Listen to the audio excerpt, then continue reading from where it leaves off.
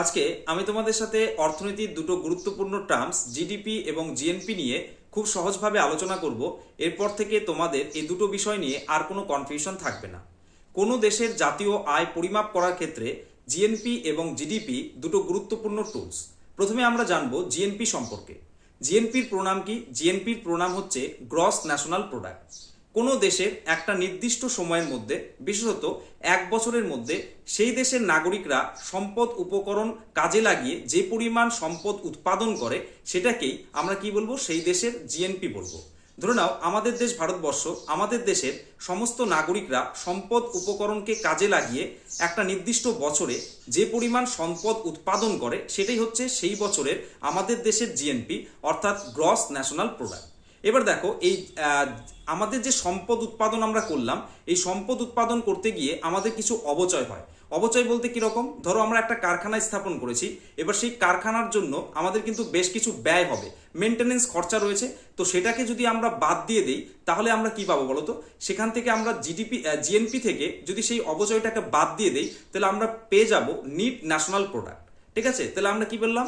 GNP থেকে আমরা যদি অবচয়টাকে বাদ দিয়ে দিই তাহলে আমরা কি পাচ্ছি? তোমার হচ্ছে নিট ন্যাশনাল প্রোডাক্ট পাচ্ছি। ঠিক আছে, এবার একটা জিনিস মাথায় রাখবে, এই আমরা যখন এই জিএনপি হিসেব করব সেক্ষেত্রে কিন্তু আমরা বিদেশি কোনো নাগরিকের আমরা ইনকামটাকে, উৎপাদনটাকে এর সাথে ইনক্লুড করতে পারবো না। এবার আমরা জেনে নেই জিডিপিটা কি। জিডিপির প্রণাম হচ্ছে gross domestic product. Gross domestic প্রোডাক্টে একটা জিনিস গুরুত্বপূর্ণ, সেটা হচ্ছে বাউন্ডারি। আমাদের ধরে নাও ভারতবর্ষ, এই ভারতবর্ষের সীমারেখার মধ্যে, এই বাউন্ডারির মধ্যে বসে থেকে যে সমস্ত নাগরিকরা, আমাদের দেশীয় নাগরিক এবং বিদেশিরা যে পরিমাণ সম্পদ উৎপাদন করে একটা নির্দিষ্ট বছরের মধ্যে, সেটাই সেই বছরের আমাদের জিডিপি হবে। তার মানে জিডিপিতে আমরা দেশীয় এবং বিদেশি সকল নাগরিকদের আমরা কিন্তু উৎপাদন সংযুক্ত করব, অর্থাৎ ইনক্লুড করতে পারবো। যেরকম জিএনপিতে আমরা কিন্তু সেটা করতে পারিনি, এক্ষেত্রে কিন্তু আমরা বিদেশি নাগরিকদের ইনকামটাও ইনক্লুড করব, কিন্তু অবশ্যই সেই সমস্ত নাগরিককে আমাদের দেশের বাউন্ডারির মধ্যেই থাকতে হবে। এবার ধরে নাও আমাদের দেশেরই কিছু লোক বিদেশে থাকছে, তারা বিদেশে বসে সম্পদ উৎপাদন করছে, সেই সম্পদটা কিন্তু আমরা জিডিপির মধ্যে ইনক্লুড করতে পারবো না। এবার একই রকম ভাবে এই জিডিপি থেকে আমরা অবচয় বাদ দিয়ে দেই, মেনটেনেন্স খরচা আমাদের যদি বাদ দিয়ে দেই, আগে যেরকম একটা উদাহরণ দিলাম, কারখানার উদাহরণ দিলাম, কারখানার মেনটেন্সের জন্য কিছু খরচ হয়েছে, সেটাকে যদি আমরা বাদ দিয়ে দেই তাহলে আমরা জিডিপি থেকে অবচয় বাদ দিলে আমরা পেয়ে যাব এনডিপি, অর্থাৎ নেট ডোমেস্টিক প্রোডাক্ট। তোমরা আশা করি জিডিপি এবং জিএনপিটা বুঝতে পেরেছো। এবার দুটোর মধ্যে সম্পর্ক আছে। তো জিএনপির সাথে জিডিপির কি সম্পর্ক? জিএনপি সমান সমান আমরা লিখতে পারবো যে জিডিপি প্লাস নিট বৈদেশিক আয়। তো প্লাস নিট বৈদেশিক আয় জিনিসটা কি সেটা তোমাদের একটু বুঝিয়ে দেই। ধরে নাও আমাদের দেশের কিছু নাগরিক বিদেশে বসে ইনকাম করছে, আবার বিদেশের কিছু নাগরিক আমাদের দেশের বাউন্ডারিতে বসে ইনকাম করছে। ঠিক আছে, এবার ধরো বিদেশিরা আমাদের দেশ থেকে 30 টাকা ইনকাম করে তাদের দেশে নিয়ে যাচ্ছে, এবার আমরা বিদেশ থেকে আমাদের যে সমস্ত নাগরিকরা বিদেশে বসে ইনকাম করছে তারা ধরে নাও 50 টাকা ইনকাম করে আমাদের দেশে পাঠাচ্ছে। তাহলে নিট আমাদের আয় কত হচ্ছে? 50 থেকে 30 বাদ দিলে 20 টাকা, সেটা আমাদের কিন্তু যুক্ত করতে হবে। ওটাই হচ্ছে নিট বৈদেশিক আয়।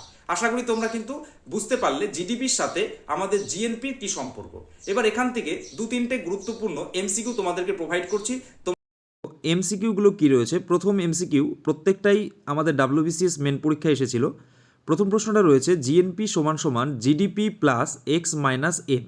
এখানে এম এর মানে কি? আমি একটু আগেই তোমাদেরকে সম্পর্ক দেখালাম জিএনপির সাথে জিডিপির সম্পর্ক, যে ওখানে লিখেছিলাম আমি জিডিপি প্লাস নিট বৈদেশিক আয়। এই এক্স মাইনাস এম মানেই হচ্ছে নিট বৈদেশিক আয়। নিট বৈদেশিক আয় বলতে কি?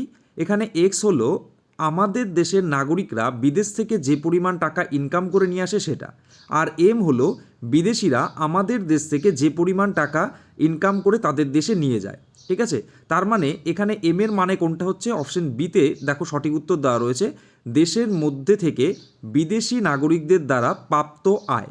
এটা কিন্তু আমাদের সঠিক অ্যান্সার হয়ে যাবে।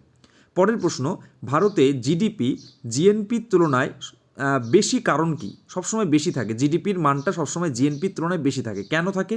এখানে দেখো, এটা সঠিক উত্তর হবে option B, net factor income সর্বদা ঋণাত্মক। মানে বিদেশিরা আমাদের দেশ থেকে বেশি পরিমাণ টাকা সবসময় বেশি ইনকাম করে, আমাদের দেশের নাগরিকরা বিদেশ থেকে সবসময় কম টাকা ইনকাম করে নিয়ে আসতে পারে। মানে নিট ফ্যাক্টর ইনকামটা সর্বদা কী থাকে, ঋণাত্মক থাকে বলেই আমরা জিডিপিটা সবসময় জিএনপির তুলনায় বেশি থাকে। আশা করি বুঝতে পেরেছো। তো এই ধরনের ক্লাস পাওয়ার জন্য তোমরা অবশ্যই আমার চ্যানেলটিকে সাবস্ক্রাইব করে পাশে থাকবে।